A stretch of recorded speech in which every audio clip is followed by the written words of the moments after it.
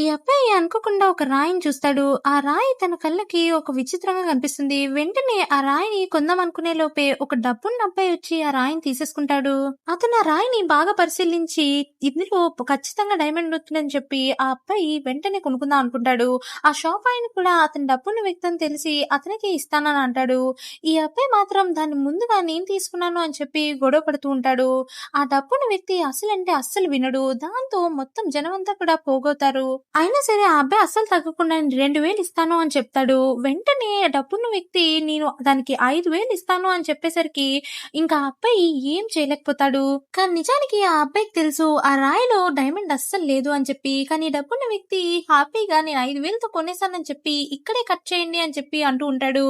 దాంతో ఆ అబ్బాయి కూడా లోపల లోపల హ్యాపీగానే ఫీల్ అవుతాడు. ఇంతలోపే కట్ చేసి ఇచ్చేసరికి అందులో నిజంగానే డైమండ్ ఉండదు.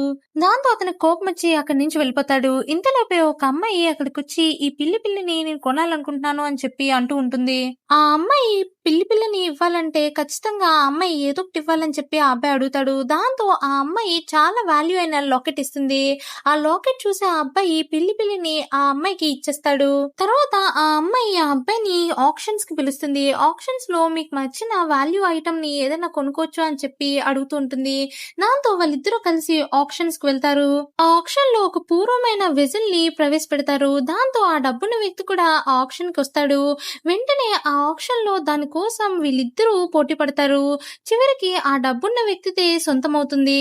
ఆ డబ్బున్న వ్యక్తి దాన్ని చూసి చాలా అంటే చాలా సంతోషపడతాడు. దాంతో ఈ అబ్బాయి దాన్ని చూస్తాడు. స్కాన్ వేసి అది ఖచ్చితంగా కాస్ట్లీదే అయి ఉంటుందని ఆ అబ్బాయికి కూడా బాగా అర్థమవుతుంది. వెంటనే ఆ అబ్బాయి తన దగ్గర ఉన్న పిల్లిని వదిలేస్తాడు. ఆ పిల్లి వెళ్ళి వెంటనే ఆ డబ్బున్న ఆయన మీదకి ఎగిరేస్తుంది. దాంతో అతను కొనుక్కున్న వెజిల్ కింద పడి పగిలిపోతుంది. సబ్స్క్రైబ్.